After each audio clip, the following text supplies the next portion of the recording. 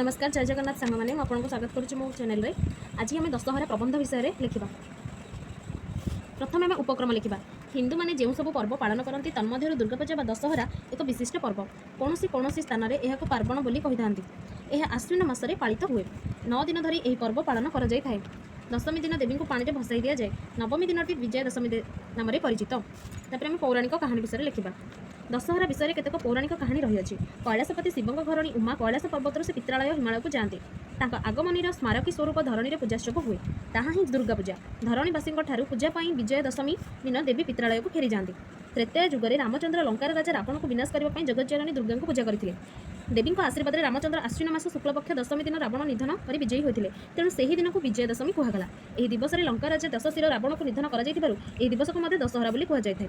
अन्य एक पौराणिक कहानी अनुसार एकदा प्रबल प्रतापी महिषासुर निधन कर जगज्जननी दुर्गा पृथ्वीवासी दुख कष्ट रक्षा करते। स्मृति रक्षा उद्देश्य कृतज्ञ जगतवासी प्रतिवर्ष दुर्गा पूजार आयोजन करतेक मत दुर्गा पूजा पालन कले 10 दोषरू मुक्ति मिले। तेणु दुर्गा पूजार अन्य नाम दशहरा। अन्य केतेक कहती जे 10 दिन व्यापी यह पूजा कर नाम दशहरा पूजा। ज्येष्ठ मास शुक्ल दशमी तिथि गंगा स्वर्गर मर्त्य को अवतरण करते प्रबाद अच्छी। यह दिवसटी स्मरण करने पृथ्वीवासी से तिथि दुर्गा पूजा करते। गंगा दशहरा नाम परिचित।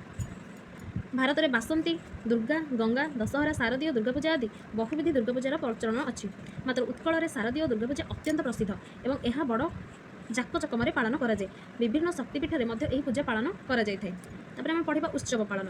दशहरा एक सर्वभारतीय जनप्रिय पर्व। दुर्गा पूजार आनंद उपभोग पर ऑफिस स्कूल कॉलेज आदि बंद रहे। यह पूजा षष्ठी में आरंभ हो दशमी में शेष हुए।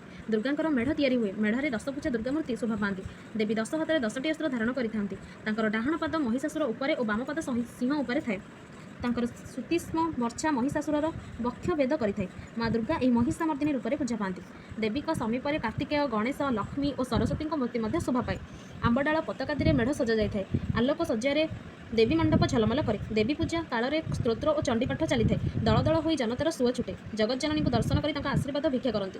समस्त मन में आनंदर जुआर उठे।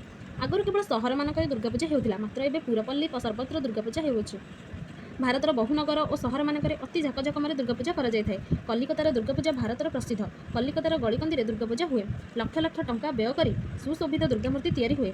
कटक सहर दुर्गा पूजा ओडिशा प्रसिद्ध। प्रत्येक बजार गलिकंदी देवी पूजा था। बहु अर्थ व्यय कर मूर्ति गढ़ा जाए। ओडिया शिल्पी मान उन्नत शिल्प नैपुण्य बल में दुर्गा मूर्ति मान जीवंत भली देखा जाती। बहु दूरांतर लोके कटक दुर्गा पूजा देखापी धाई आसती। दुकान बजार लोक मैंने आलोक सज्जार सुसज्जित होता। विजय दशमी दिन मूर्ति गुड़िक काठ जोड़ी नदी में विसर्जन कराए। देवी मूर्ति विसर्जन शोभायात्रा बेस चमत्कार होता है।